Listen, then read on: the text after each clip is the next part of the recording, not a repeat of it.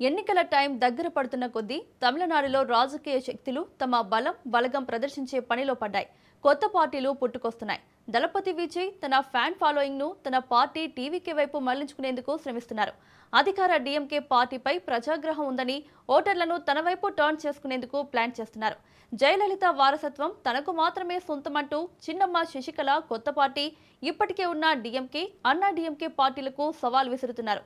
Congress party CM Stalin సీట్ల బేరసారాలకు దిగుతోంది. AIADMK కూటమిలోని BJP ఎక్కువ సీట్లు సాధించుకునేందుకు ట్రై చేస్తోంది. తెలుగు వారిని ఏకం చేస్తామని తెలుగు తమిళ నేషనల్ పార్టీ కంకణం కట్టుకుంది.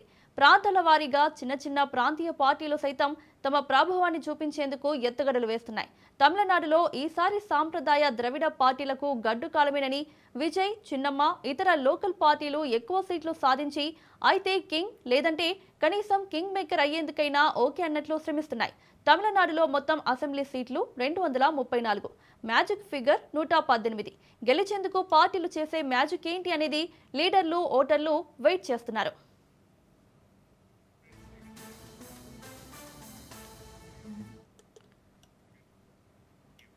ఎన్నికల టైం దగ్గర పడుతున్న కొద్దీ తమిళనాడులో రాజకీయ శక్తులు తమ బలగం ప్రదర్శించే పనిలో పడ్డాయి.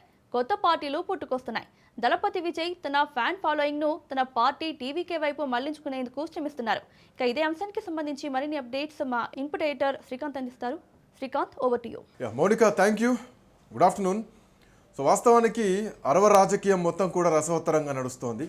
జనరల్గా మనం చాలా రాష్ట్రాల్లో, దేశంలో ఎన్నో రాజకీయాలు చూస్తూ ఉంటాం. రాజకీయాల్లో శత్రుత్వం శాశ్వతం కాదు.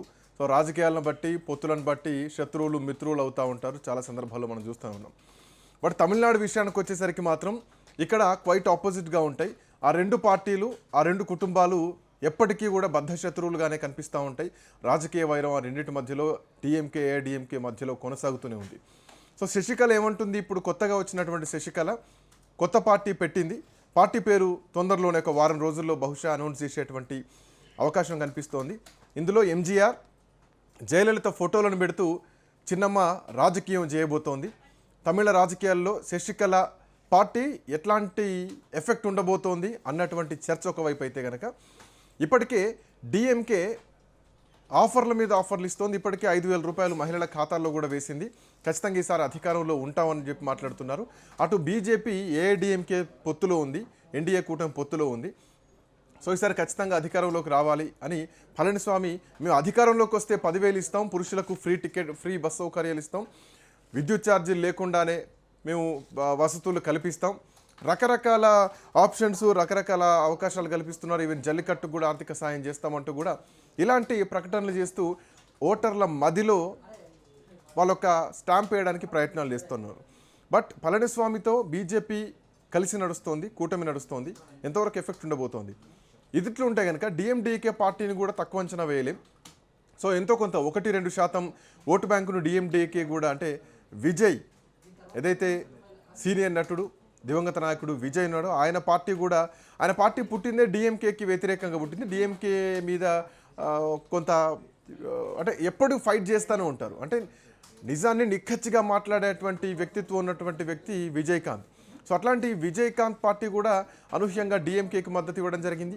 ఆ తర్వాత వెంటనే పన్నీర్ సెల్వం డిఎంకేతో కలవడం జరిగింది, అంటే ముఖ్యమంత్రి స్టాలిన్తో కలవడం జరిగింది. సో ఆ తర్వాత చిన్నమ్మ పొలిటికల్ ఈక్వేషన్స్ కూడా మారుతూనే ఉన్నాయి, రకరకాల ఈక్వేషన్స్ ఉన్నాయి. దీంట్లో విజయ్, టీవీకే విజయ్ పాత్ర ఎట్లా ఉండబోతోంది, ఎంతవరకు గేమ్ చేంజర్ అవుతాడు, శశికళ పార్టీ ఏఐడిఎంకేకి నష్టం చేకూరుస్తుందా, స్టాలిన్కి లాభం చేకూరుస్తుందా, విజయ్ పరిస్థితి ఎట్లా ఉండబోతోంది? సో ఇట్లాంటి ఒక చతుర్ముఖంగా మారినటువంటి పరిస్థితి మాత్రం కనిపిస్తోంది. బట్ ఈసారి మాత్రం తమిళనాడు పాలిటిక్స్ చాలా ఇంట్రెస్టింగ్గా ఉన్నాయి, స్పష్టంగా కనిపిస్తోంది.